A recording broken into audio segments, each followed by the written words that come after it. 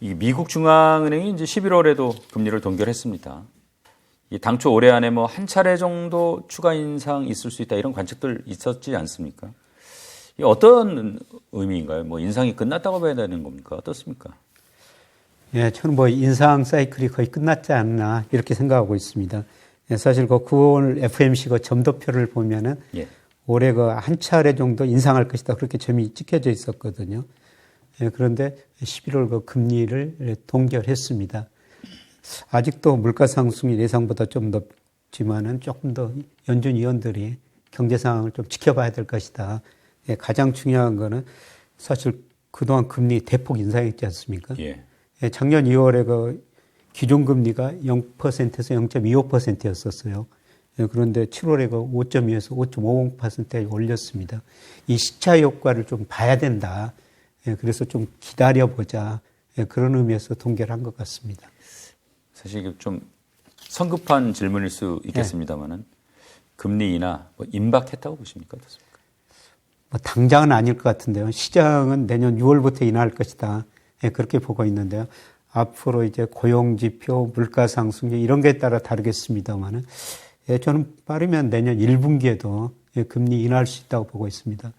예, 미국 경제가 현재까지는 좋죠. 3분기까지는 연율로 4.9% 성장했는데요.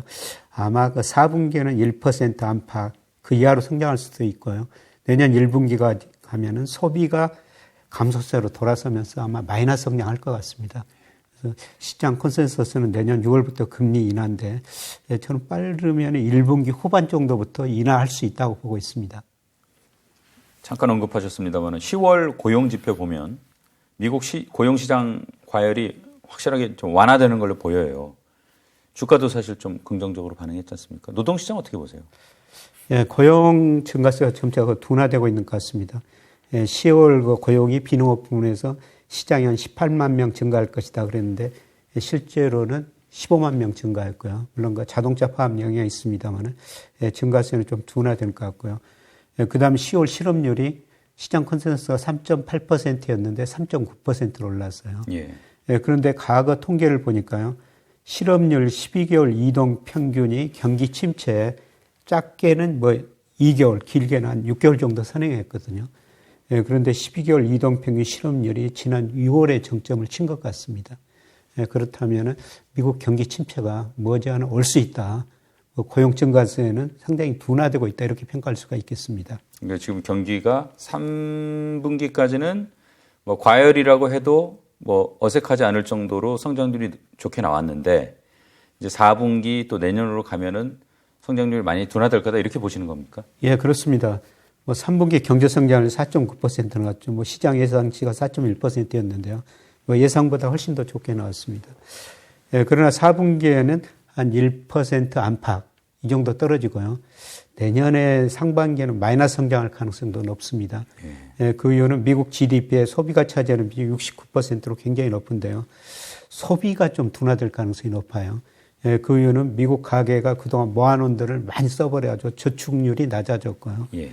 예, 그 다음에 임금은 올랐는데 물가보다 덜 올라가지고 실질 임금은 줄어들고 있고요. 예, 그 다음에 우리도 그렇습니다. 금리가 오르다 보니까 가계 이자 부담이 많이 높아졌어요. 예. 예를 들어 2021년 뭐 상반기 무렵에는 가계 가처분 소득에서 이자 부담이 한 1.5% 정도까지 낮아졌거든요. 근데 최근에 보니까 지난 9월 통계 보니까 무려 2.7%로 많이 올라버렸어요. 이런 걸 보면 아마 소비가 둔화되면서 미국 경제 성장률이 4분기부터 낮아지고 내년 상반기에는 마이너스 성장할 수가 있을 것 같습니다. 문제는 그 연착륙이냐 경착륙이냐 뭐 이런 문제만 남아있는 것 같습니다.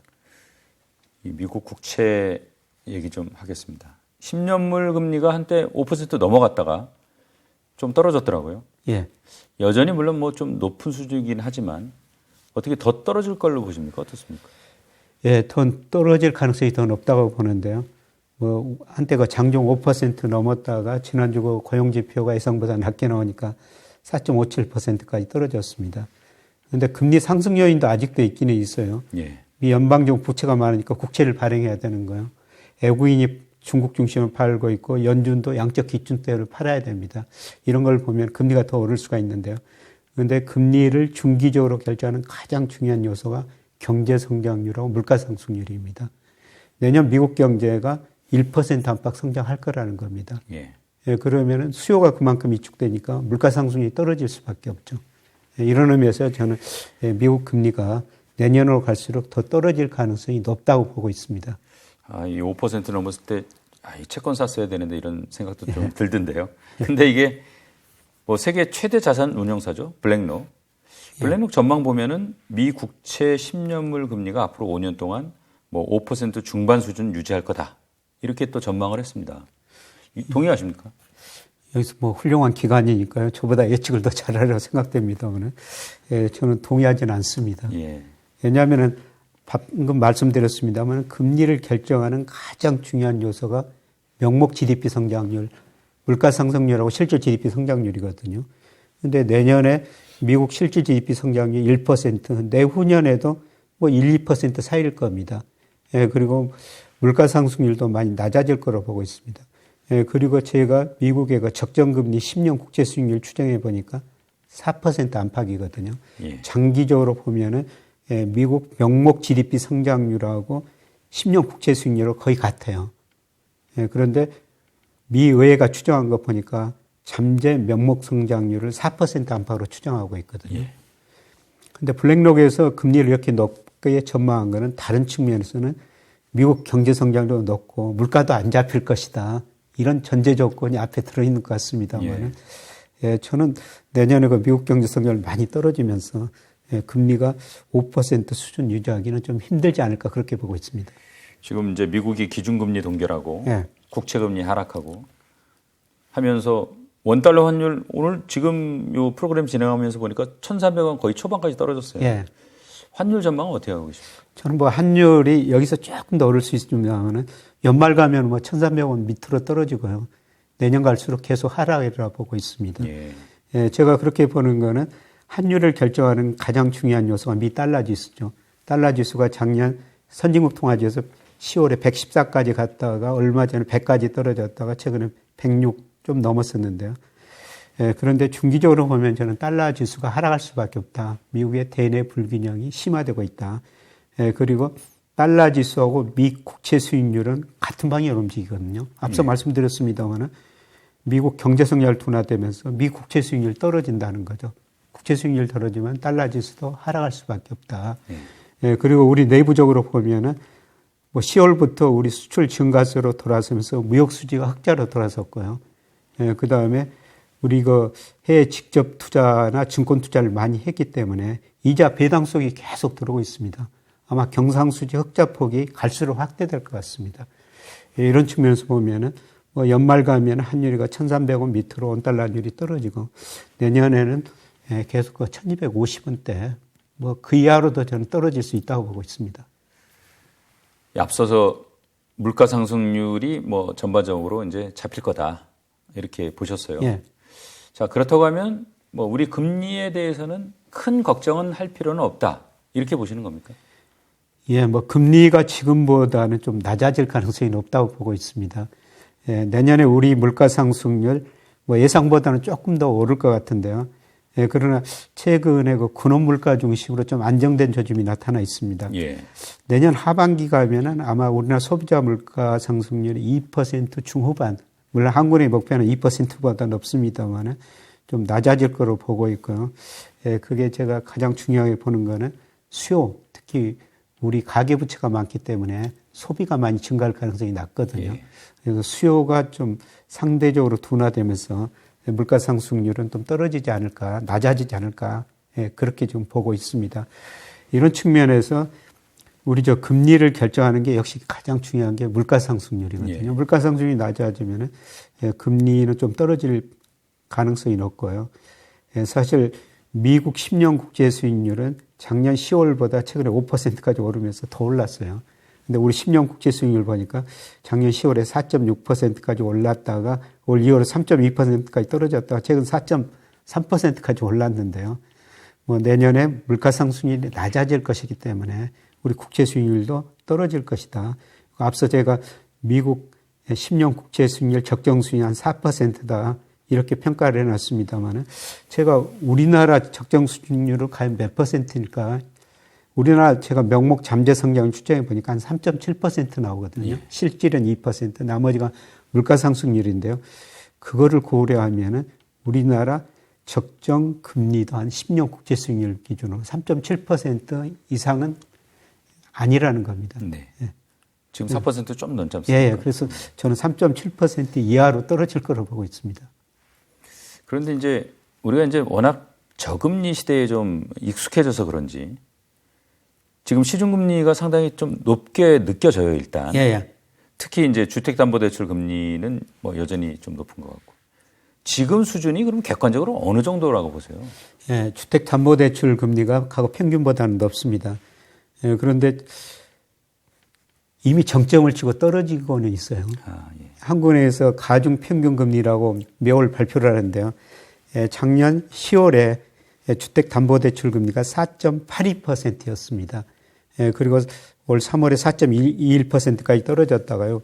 올 9월에가 4.35%, 아마 10월에 조금 올랐을 거로 생각됩니다만 작년 10월 4.8%보다 낮습니다. 이미 저는 정점을 떨어지고 떨어진 과정에서 최근에 반등이 아니냐. 예, 그런데 이제 과거 평균보다는 높죠. 예, 최근 10년 평균을 구해보니까요. 예, 주택담보대출 금리가 3.3%였습니다. 현재가 4.45%니까 과거 평균보다는 높다고 볼 수가 있고요. 예, 사실 우리 가계들이 과거 평균보다 높고 예, 그리고 우리도 실질 소득은 줄어들고 있기 때문에 이 금리 내리려면 사실 힘든 상황이죠. 이 대통령 비서실장까지 나서가지고 이제 가계부채 위기가 발생한다면은 이번에는 뭐 외환위기 때보다 더 위력이 클 수 있다 이렇게 얘기를 했는데 또 경제관료 출신이니까 또 그 말의 무게가 또 좀 다르긴 한 것 같은데 예. 그 정도로 심각한 상황입니까? 어떻습니까? 저는 뭐 그 정도 심각하지는 않다고 생각하는데요. 왜 이런 이야기를 할 정도로 뭐 내부적인 뭐 제가 모르는 정보가 있을지도 모르겠습니다만은 97년 외환위기는 기업이 부실해가지고 외환위기가 왔었거든요. 그래서 우리 뼈아픈 구조조정했죠. 그때가 가계부채가 GDP 대비 50%였어요. 근데 작년 말부터 이제 100%가 넘었지 않습니까? 가계부채가 높은 거는 사실입니다. 그런데 다른 측면에서는 가계부채도 높지만은 가계금융자산도 상대적으로 더 늘어나고 있거든요. 예. 그래서 가계금융자산이 가계부채 2008년에 2.0배였어요. 부채보다도 금융자산이 2배 많았었죠. 예. 그런데 올 6월 한국은행 자금 순환표 보니까 2.2배 더 많거든요. 더 늘어났네. 부채도 늘어났지만 가계금융자산도 늘어났다는 거죠. 물론 그 차별화는 됐습니다만은 전체적으로 뭐 금융자산도 부채도 늘어났지만 금융자산도 늘어났다는 겁니다. 그래서 이런 저는 심각한 위기는 아니라고 보고 있고요. 문제는 우리 가계부채가 많으니까 은행에서 빌린 이자 갚아야 되고 원금 갚아야 되죠. 그래서 그런 원리금 상환 부담이 높기 때문에 가계가 소비를 많이 할 수가 없죠. 그래서 소비 때문에 우리 경제가 구조적으로 저성장 국면에 들어가지 뭐 가계부채 때문에 급격한 위기 뭐 이 정도는 저는 아니라고 보고 있습니다. 지금 이제 가계부채보다는 가계잉여가 많으니까 그렇게 걱정할 상황은 아니라고 말씀하셨는데 이게 이제 이 자산의 뭐 규모라든가 이런 거에 따라서 소위 말해서 이제 계층별로 예. 좀 부채에 대한 느낌이 많이 다른 거 아닌가요? 어려운 사람들은 좀 부채가 더 맞습니다. 어렵게 느껴지고요. 예. 예, 작년에 우리나라 개인 자금 잉여 보니까 183조 원이거든요. 그러니까 개인들이 금융회사에 저축한 돈보다 빌려 쓴 돈이 183조 원 많았었다는 겁니다. 예, 그런데 말씀하신 건 이게 차별화는 됐을 거예요. 누가 183조 원을 순저축했느냐. 이건 아마 부자들이겠죠. 뭐 제가 금융회사 다니면서 정말 그 돈 많으신 분들 봤습니다. 2조 뭐 3천억, 5천억 가지고 있는 분도 봤는데요. 아마 이런 분들 돈일 거예요. 예, 그런데 어려운 사람도 굉장히 많죠. 예. 예, 차별하는 거 심화됐습니다. 그래서 이게 차별화는 많이 됐는데요. 예, 그리고 특히 은행에서 누가 돈을 많이 빌렸느냐. 은행에서 소득이 낮은 사람들한테는 돈을 별로 빌려주지는 않았거든요. 예, 소득이 높은 사람들한테 돈을 많이 빌려줬어요. 예, 이런 측면 보면은 뭐 극단적인 이기는 아니고 물론 차별화는 됐습니다만은 가계 부채도 조금씩은 조정돼 가고 있다 그렇게 볼 수가 있겠습니다. 상환 능력이 있는 사람들한테 뭐 빌려줬으면은 예. 그나마 뭐 다행이네요. 예. 좋습니다.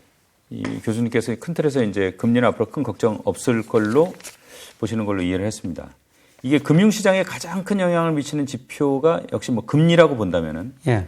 그렇다고 하면 투자자에게는 뭐 상당히 희망적인 흐름이라고 볼 수 있겠네요. 뭐 주식이나 채권 투자하시는 분들. 예, 그렇습니다. 뭐 금리가 떨어지면 주가는 일반적으로 오를 수가 있죠. 예, 그런데 우리 가계 자산 보니까요. 최근 2년 반 동안 현금 및 예금 주로 은행 쪽으로 돈이 많이 몰렸어요. 네. 지난 6월 말 기준입니다만은 우리나라 가계들 자산 배분 보니까 현금 및 예금 금융회사에서 47% 맡겼고요. 예, 그 다음에 채권은 3%, 주식 비중은 22%. 예, 저는 앞으로 금리도 떨어지고 주가도 오를 가능성이 높다. 예, 그리고 앞서 말씀드렸습니다만은 지금 채권도 저평가됐어요. 예. 금리가 적정 수준보다 높다는 거죠. 예. 예, 그리고 누차 말씀드리겠습니다만은 코스피도 저평가되어 있습니다. 그래서 이럴 때는 오히려 저는 은행금, 예금 비중을 좀 줄이고 뭐 주식이나 채권 비중을 좀 늘리는 게 좋지 않을까 그렇게 생각하고 있습니다. 올해 이제 2달 남았습니다. 예. 뭐 벌써 11월 이제 며칠 갔고요. 자, 11월, 12월 주가 어떨 걸로 예상하십니까? 예, 계속 저는 11월, 12월 주가가 오를 것이다. 이런 말씀을 계속 드려왔었습니다.